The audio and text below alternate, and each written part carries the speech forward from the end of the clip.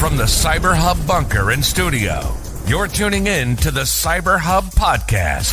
And now for your host and CISO, James Azar. Good morning, security gang. Welcome to another episode of the CyberHub Podcast. Happy Monday, January 27th, 2025. I hope you all are buckled in and ready. We've got a packed show for all of y'all today.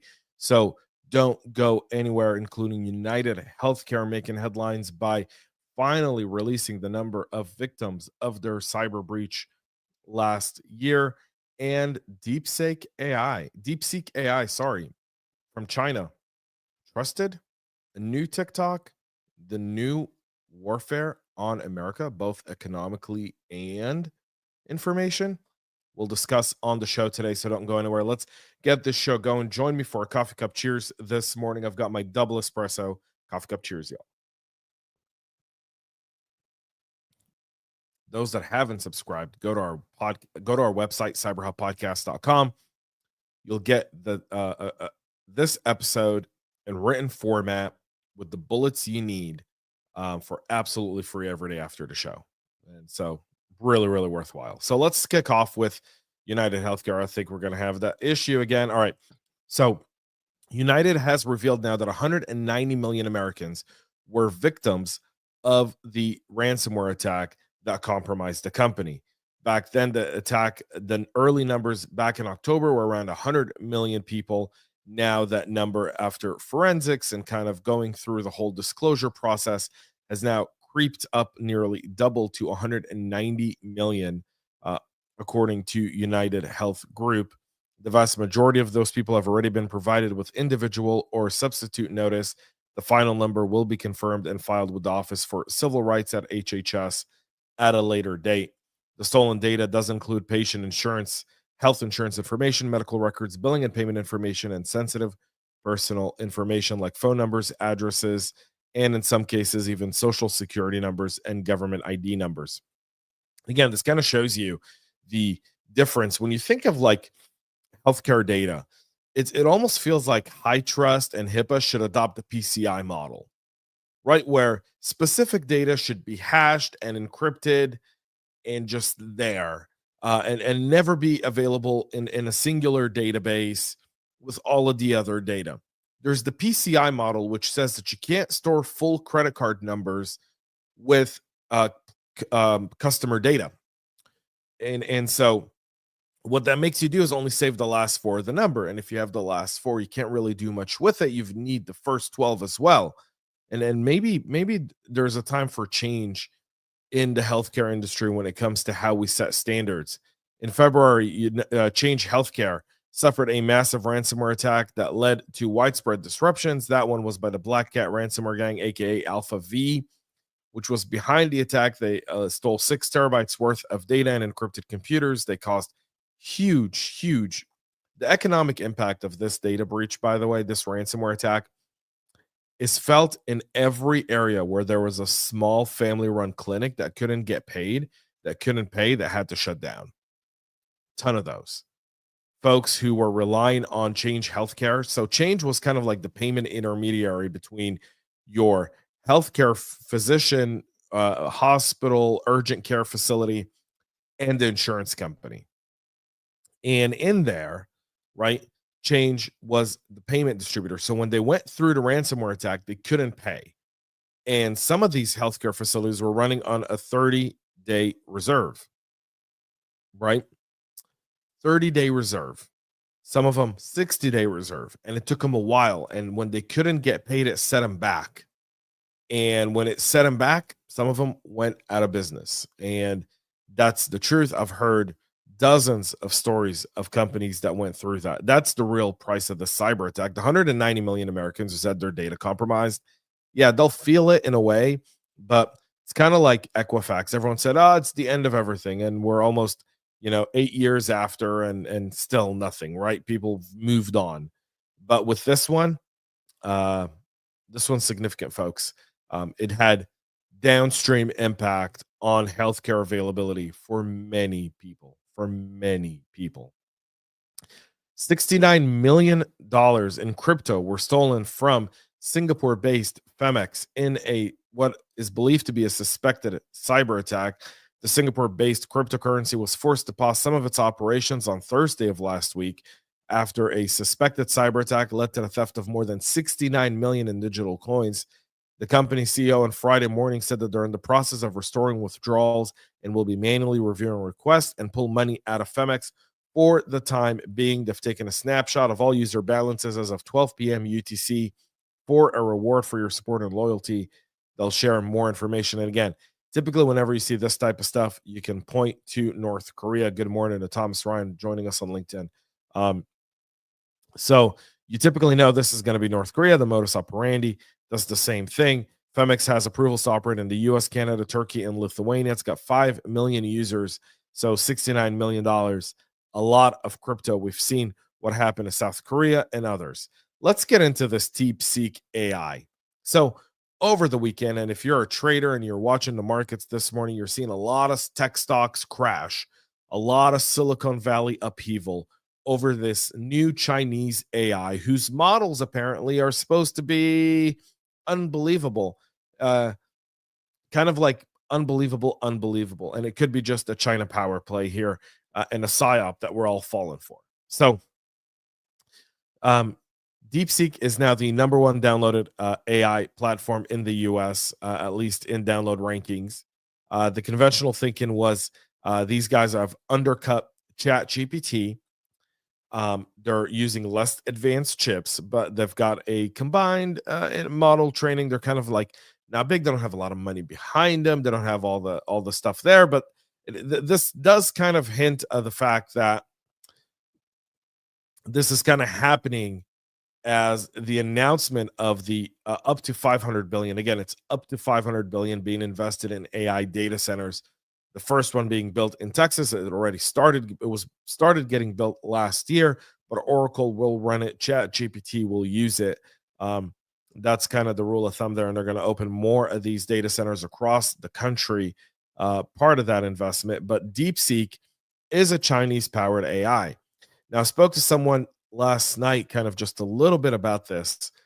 And there's a lot of concern in the national security apparatus around exactly what this does, including will companies who now use DeepSeek essentially be volunteering their IP, or employees will be volunteering strategy and IP directly into a Chinese-built AI that could potentially lead to a whole bunch of challenges for the U.S.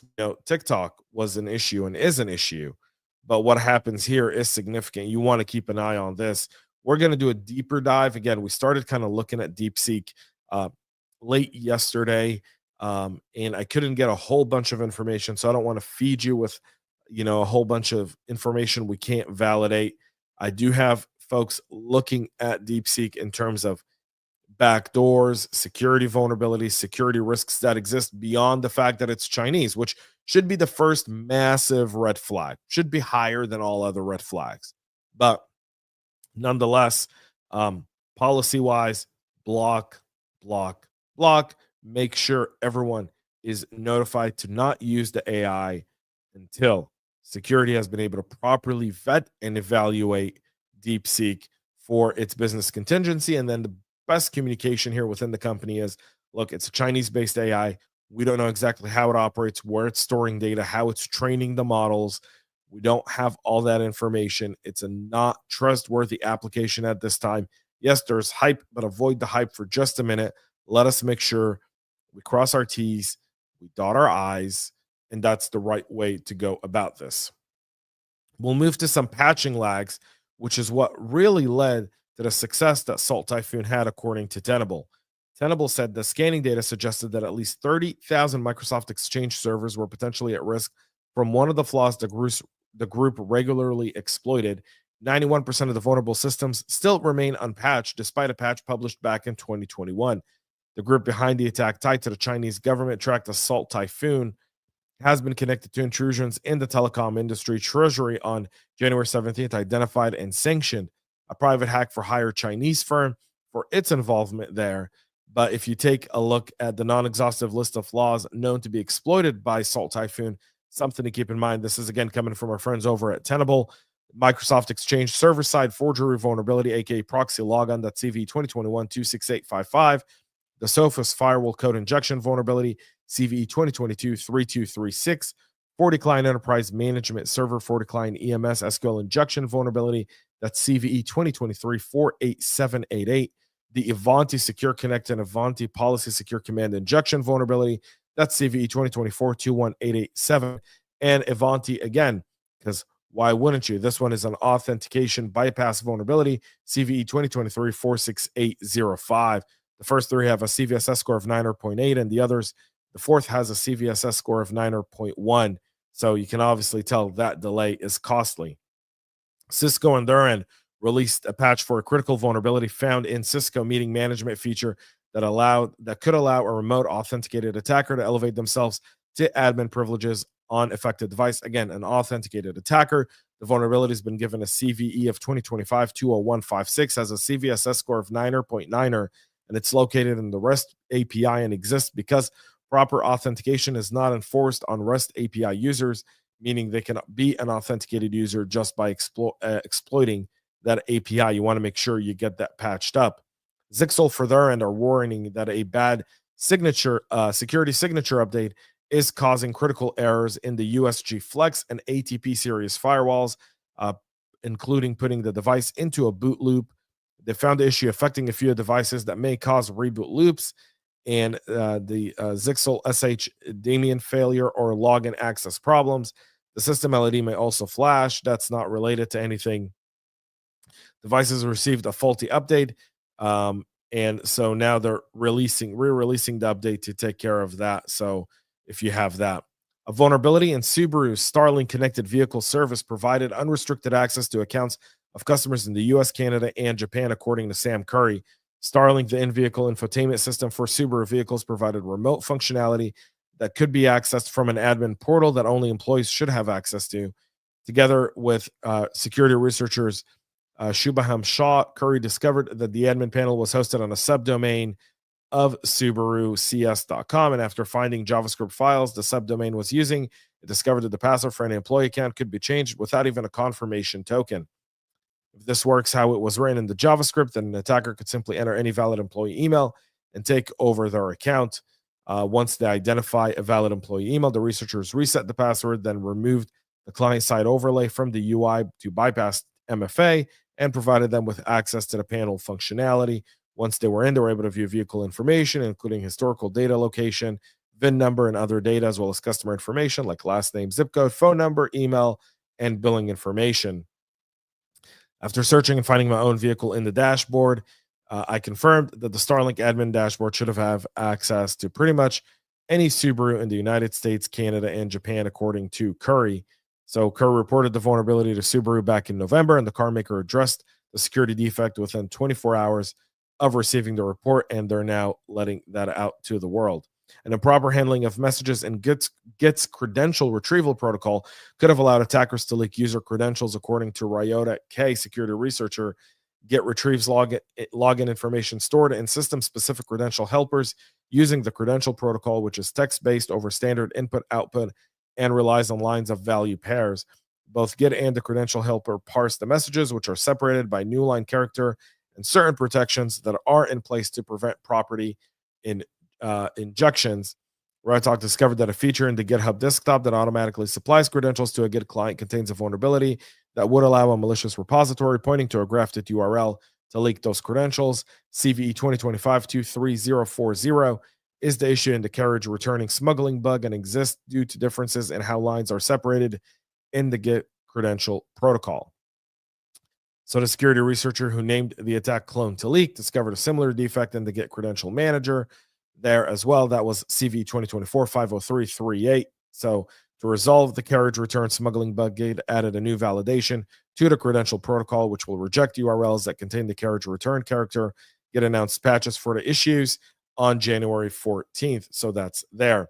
Ransomware actors are targeting ESXi bare metal hypervisors by leveraging SSH tunneling to persist on the system while remaining undetected. VMware ESXi's appliances have a critical role in VM environments, and they run on a single physical server, multiple VMs of an organization. If you haven't seen that, you should.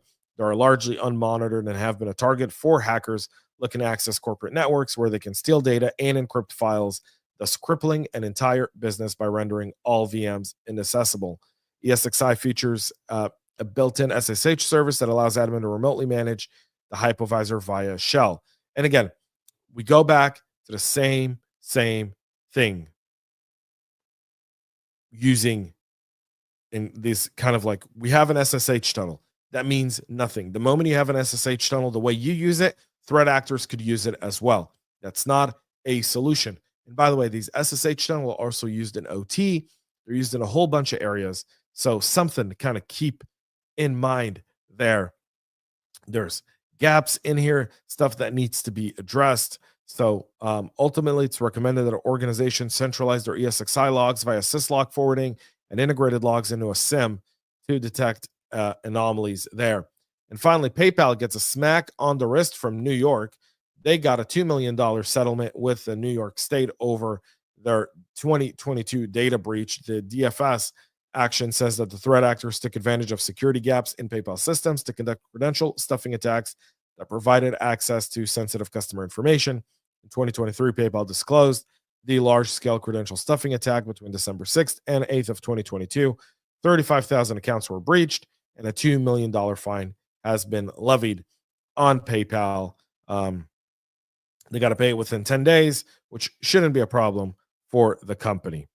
That's it for our show this morning. We'll be back tomorrow, 9 a.m. Eastern, live with all the latest and greatest. Hopefully, we'll have more information on DeepSeek. But again, as Amish Runaway says here, avoid the hype for just a minute. Avoid the hype. Hold strong here. And again, you know that of all security practitioners, I'm the last one to tell you say no. But the business use case here is, are we compromising critical strategy and IP that could be used by the Chinese to gain a competitive advantage over our business?